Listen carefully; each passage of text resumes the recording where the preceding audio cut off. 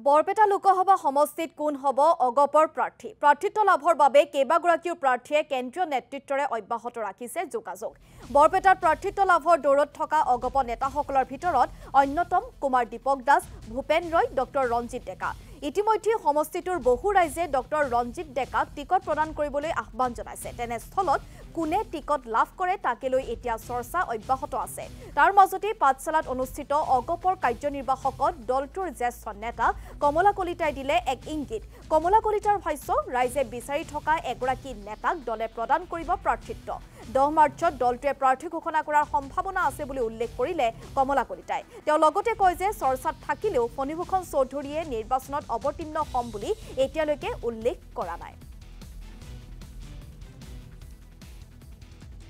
প্ৰাৰ্থীটো সম্পৰ্কটো তেওঁলোকে কৈছে যে তেওঁলোকে আমাৰ ইয়াৰ লগত এই সমষ্টিটোৰ লগত বিশেষকৈ জড়িত হৈ থকা আৰু সকলো সময়তে ৰাইজৰ লগত মিলিত হৈ থকা তেনে এজন ব্যক্তি তেওঁলোকে প্ৰাৰ্থী হিচাপে নিশ্চিত কৰিব পাৰিছে তেওঁলোকে ইয়াৰে গোটেইখিনি মানুহে ৰঞ্জিত ডেকাৰ কথাটোৱে কৈছে কিন্তু আমি পঞ্চায়তে য'ত ৰঞ্জিত ডেকাৰ কথাটো যিহেতু কৈছে আমিতো এই বিষয়টো আমাৰ কেন্দ্ৰীয় সমিতিৰ বিষয়ত আমি মজেত ফণীভূষণ চৌধুৰী নেখেলোঁ বুলি ইতিমধ্যে সংবাদ মাধ্যমৰ আগত কৈছে ফণীভূষণ চৌধুৰী নেখেলোঁ বুলি কৈছে ফণীভূষণ চৌধুৰী কোনোদিনে খেলিম বুলিও দাবী মানে বিচৰাও নাই খেলিবৰ কাৰণে মই এই কথাটো মাত্ৰ কওঁ যে আপোনালোকৰ সকলোৰে গ্ৰহণযোগ্য আৰু সকলোৱে ভাল পোৱা দলৰ